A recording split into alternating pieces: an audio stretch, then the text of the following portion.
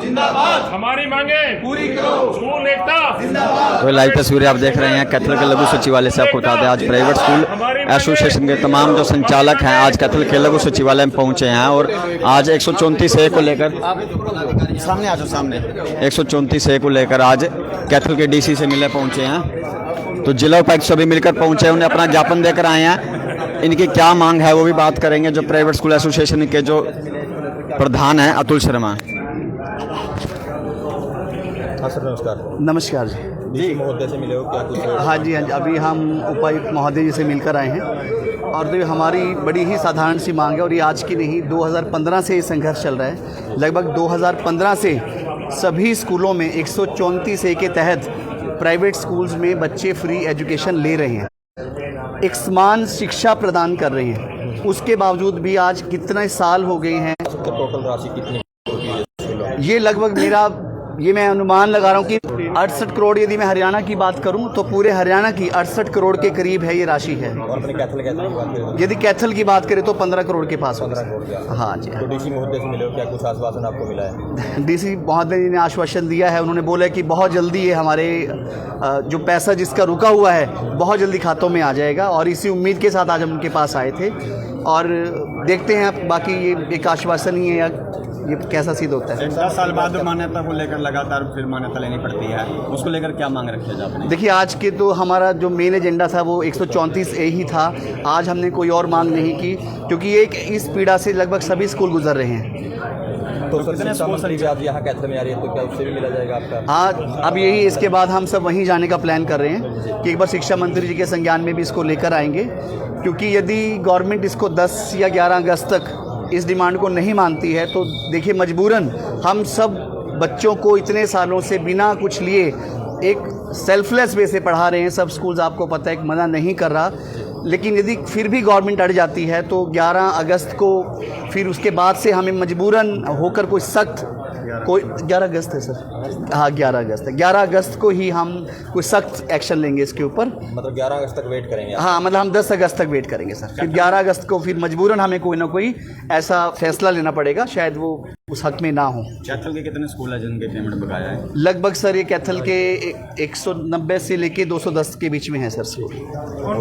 कहाँ से आएगा सर सभी प्राइवेट स्कूल हैं, गांव से हैं, शहर से हैं और सभी प्राइवेट स्कूल्स हैं सर। आप बताइए सर, आपका नाम? प्रदीप कसान, जिला चेयरमैन प्राइवेट स्कूल एसोसिएशन। आप क्या कहोगे जिस तरह से मतलब 134A की प्राइवेट स्कूलों की राशि बकाया है और DC महोदय से आज मिले? देखिए, हम इस मांग के लिए बहुत समय से संघर्षरत हैं, जबकि सरकार को इस राशि का भली भांति पता है और सरकार ने हमारे से 2-3 बार इस बजट के लिए फाइलें मांगी है और ये टोटल लगभग 2021 तक 68 करोड़ रुपये समथिंग है पूरे हरियाणा का। और उसके बाद की राशि तो बहुत बड़ी राशि बनती है और सरकार ने पीछे एक बहुत ही भद्दा मजाक प्राइवेट स्कूलों के साथ किया कि उस 68 करोड़ में से 35 करोड़ रुपया 23 मार्च को रिलीज़ किया।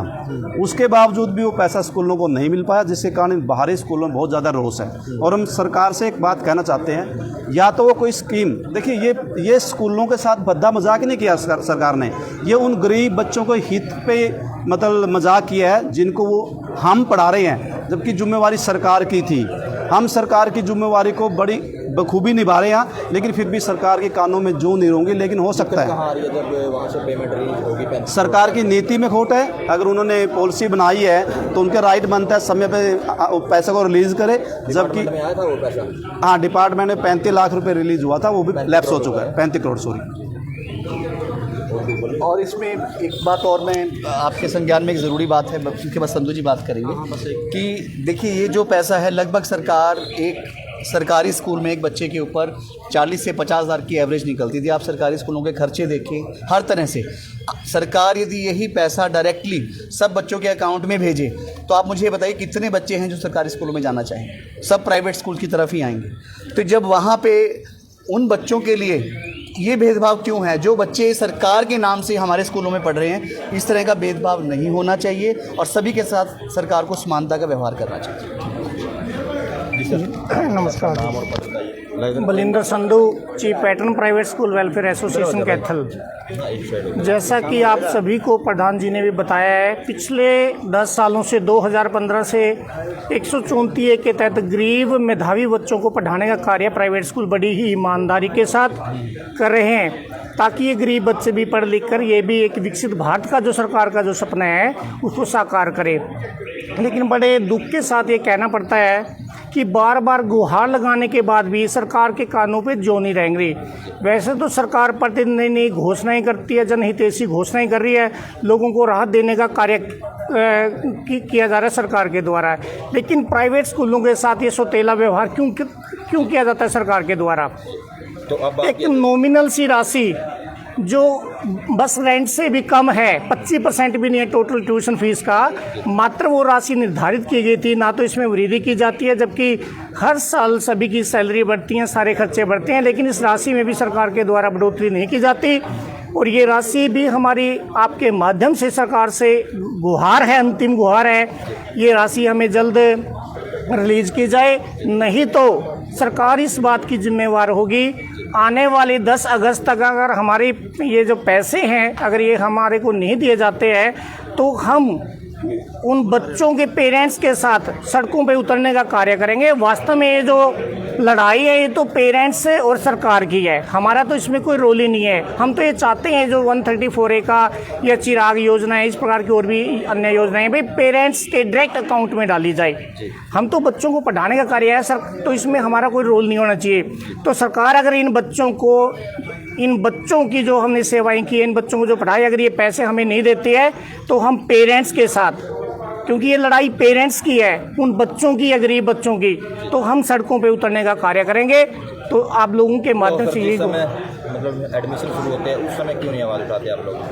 आवाज़ तो हर साल उठाते हैं सर, हम CM से भी मिल चुके हैं, EM से पता नहीं कितनी बार मिले हैं। तो 3 सालों से तो पूरे हरियाणा में एक भी पैसा गवर्नमेंट ने नहीं दिया 134A का। इसके अलावा भी स्कीमें हैं, चिराग योजना है, और भी है, तो उनका पैसा भी सरकार ने नहीं दिया। लेकिन बहुत सारे ऐसे स्कूल हैं जिनका 10 साल का ही पैसा नहीं आया, 5 साल का पैसा नहीं आया, 7 साल का पैसा नहीं आया।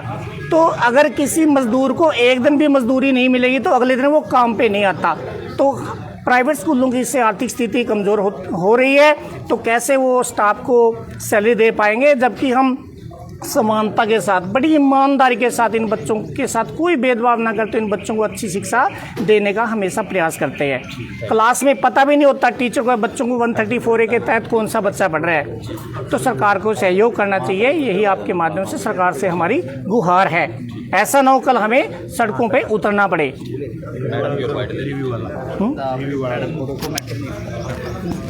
मैटर नहीं पता मैडम को।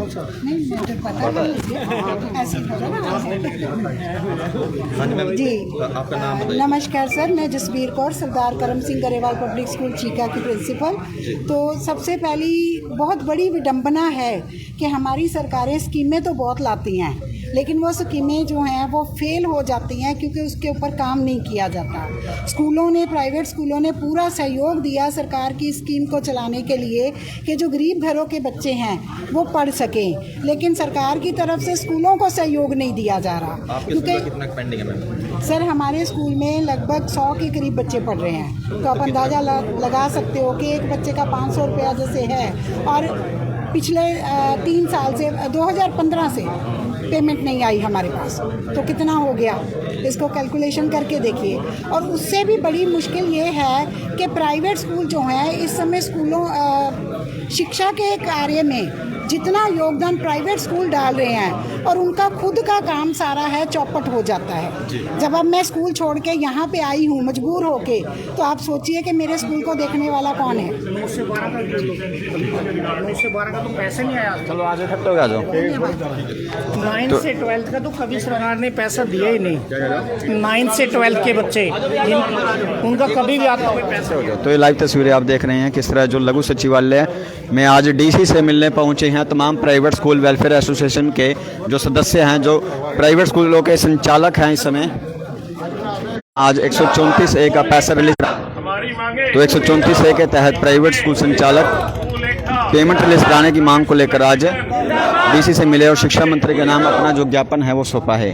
तो स्कूल संचालकों का कहना है कि करीब 68 करोड़ रुपया जो बकाया है इनका, आज वो 68 करोड़ रुपये पेमेंट रिलीज कराने की मांग को लेकर आज कैथल के लघु सचिवालय में शिक्षा मंत्री के नाम इन्होंने आज अपना ज्ञापन सौंपा है। तो तमाम तस्वीरें आपने देखी कैथल के लघु सचिवालय में।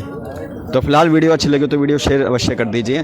तो तमाम स्कूल संचालक हैं, प्राइवेट स्कूलों के संचालक हैं, जिनका कहना है कि 2015 से 2024 तक की जो पेमेंट है प्राइवेट स्कूलों की वो अभी तक पेंडिंग है।